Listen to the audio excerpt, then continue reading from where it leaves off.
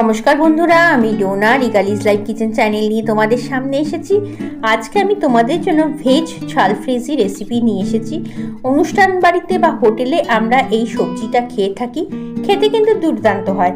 আর একদম ঘরে থাকা সামান্য কিছু সবজি দিয়ে অপূর্ব রেসিপিটা তৈরি হয়ে যায়। চলো তাহলে কথা না বাড়িয়ে ঝটপট করে রান্নাঘরে গিয়ে আজকে রেসিপি শুরু করে দিই। আর আমার রেসিপি যদি ভালো লাগে অবশ্যই চ্যানেলটাকে সাবস্ক্রাইব করে তারপরে যেও। কড়াটা গরম করে নিয়েছি। কড়ার মধ্যে আমি 1 টেবিল স্পুনের মতো বাটার দিয়ে দিলাম। এই রেসিপিটা কিন্তু মোস্টলি বাটারেই তৈরি হয়। আর তোমাদের যদি বাটার খেতে অসুবিধা হয় তাহলে অবশ্যই রেসিপিটাকে হোয়াইট অয়েলে করে নিতে পারো। এখন আমি কিছু ভেজিটেবলস নিচ্ছি যেটা শীতকালে সহজেই পাওয়া যায়। সেরকম কোনো ভেজিটেবলস নেই যেটা ছাড়া হবে না। তোমাদের ঘরে যা ভেজিটেবলস থাকবে সেইটা দিয়েই কিন্তু এই সুন্দর রেসিপিটা তৈরি করে নেওয়া যায়। প্রথমে আমি সমস্ত ভেজিটেবলসগুলোকে গরম জলে একটু ভাপিয়ে নিয়েছি। দেখো, ফার্স্টেই ভাজার জন্য দিয়ে দিলাম গাজর আর শিম, আর দিয়ে দিলাম কিছু বিনস। এই রেসিপিটার জন্য যা যা সবজিকে আমরা ব্যবহার করছি সেগুলোকে কিন্তু ওভারকুক করা যাবে না, মানে সবজিগুলোর মধ্যে একটু ক্রাঞ্চি ভাব থাকবে। আর সেদ্ধ করার সময় কখনোই ওভার বয়েল করে ফেলবে না, তাহলে সবজিগুলো কিন্তু একেবারেই গলে যাবে। দেখো, সমস্ত সবজির মধ্যে 3টে সবজি আমার অলরেডি ভাজা হয়ে গেছে। এখন আমি একটু বয়েল করে নেওয়া ব্রকলি দিয়ে দিলাম, তার সাথে দিয়ে দিলাম কিছুটা পরিমাণে নুন। প্রতিটা সবজি দেওয়ার পরে 1 মিনিটের বেশি নাড়াচাড়া করে ভাজার দরকার নেই। একদমই ওভারকুক করা যাবে না, সেটা তো তোমাদের প্রথমেই বললাম। এখন এই ভেজিটেবলসগুলোর সাথে আমি দিয়ে দিচ্ছি 1 কাপের মতো বাঁধাকপি। ঘরে যা যা সবজি থাকবে তোমরা এই রেসিপিটার জন্য তাই ব্যবহার করতে পারো। আর দিয়ে দিচ্ছি একটু মোটা মোটা করে কেটে রাখা একটা বড় সাইজের পেঁয়াজ। দেখো, আমি পেঁয়াজটা কিন্তু আগে ফোড়নে দিইনি। পেঁয়াজটার মধ্যেও ক্রাঞ্চি ভাবটা যাতে বজিয়ে থাকে সেই রকম করার জন্যই আমি শেষের দিকে সবজিগুলোর সাথে পেঁয়াজগুলো দিলাম।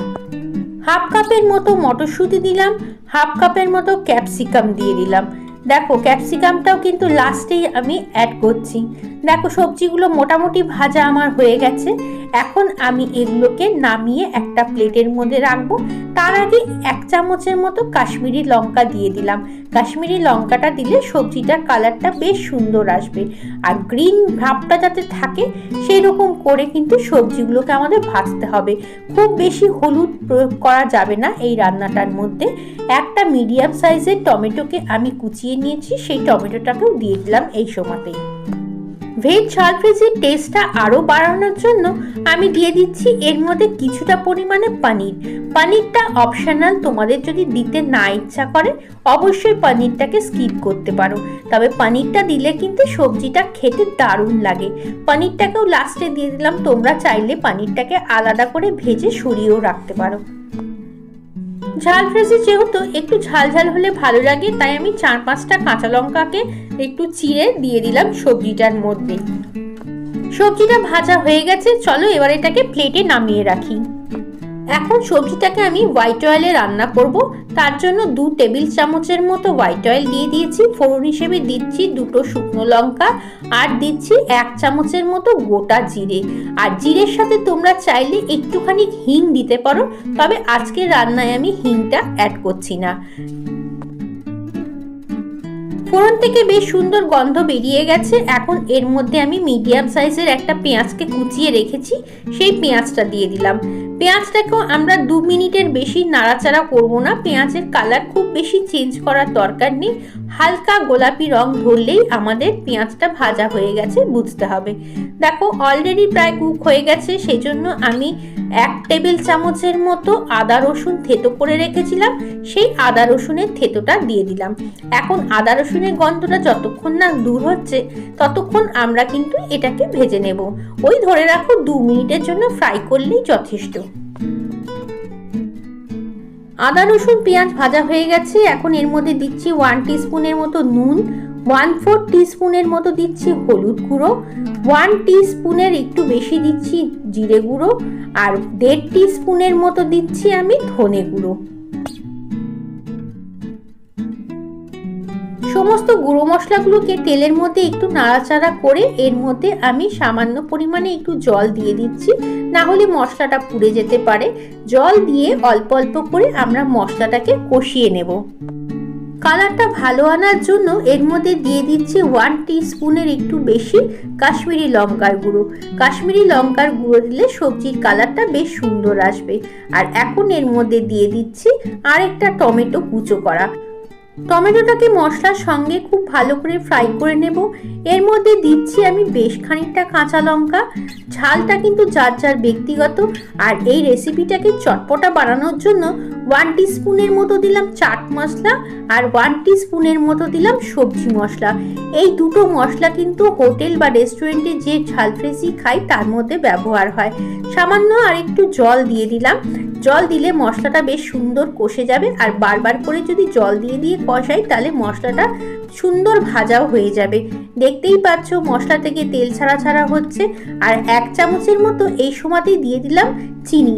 চিনি কিন্তু অবশ্যই অ্যাড করতে হবে। মশলাটা কষানোর সময় এর মধ্যে আমি দিয়ে দিচ্ছি 1 টিস্পুনের একটু কম গরম মশলার গুঁড়ো আর দিয়ে দিচ্ছি সাথে কাসুরি মেথি।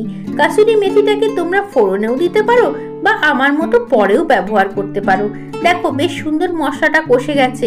এখন যে সবজিগুলোকে ভেজে তুলে রেখেছিলাম সেই সবজিগুলোকে দিয়ে দিলাম মশলার সাথে একটুখানি কষানোর জন্য।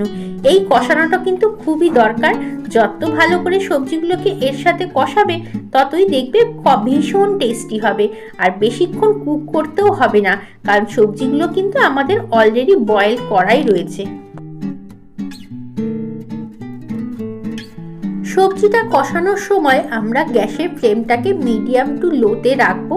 হাই ফ্লেমে করলে আমাদের সবজিগুলো তলা থেকে ধরে যাওয়ার সম্ভাবনা থাকবে। সেই জন্য মিডিয়াম টু লো ফ্লেমে সবজিগুলোকে দিয়ে আস্তে আস্তে করে কষিয়ে নিতে হবে। আর তোমরা চাইলে পনিরটাকে উঠিয়েও রাখতে পারো, সবার লাস্টে পনিরটা দিয়ে এটাকে নামিয়ে নিতে পারো। তবে আমি আর সেই রকম করলাম না, যেহেতু একসঙ্গে রয়েছে সব। আর এখন আমি দিয়ে দিলাম এর টেস্ট বাড়ানোর জন্য 1 টিস্পুনের মতো বাটার। বাটার দিলে এই সবজিটা কিন্তু খেতে দুর্দান্ত হবে। আর সবার শেষে দিয়ে দিচ্ছি একটু কাসুরি মেথি। এখন এটাকে আমি গরম গরম পরিবেশন করে দেব। এই দেখো তৈরি হয়ে গেছে শীতের সবজি দিয়ে ভেজ ঝালফ্রেশি। ওপর দিয়ে আমি একটু পনির গ্রেট করে দিয়েছি, তাতে খেতেও ভালো লাগে, দেখতেও ভালো লাগে। আর পনিরের ব্যাপারটা তো সম্পূর্ণ তোমাদের কাছে বললামই অপশনাল, তোমরা না চাইলে অবশ্যই স্কিপ করতে পারো। আর এই রেসিপিটা রুটি, পরোটা, লুচি, ভাত সমস্ত কিছুর সাথে খুবই ভালো লাগে খেতে। আশা করি আজকে রেসিপি ভালো লেগেছে। যদি ভালো লাগে অবশ্যই লাইক, কমেন্ট, শেয়ার করো। নতুন বন্ধু হয়ে থাকলে চ্যানেলটাকে সাবস্ক্রাইব করে নিও। আজকের মতো আসি, সবাই ভালো থেকো এবং সবাইকে টাটা।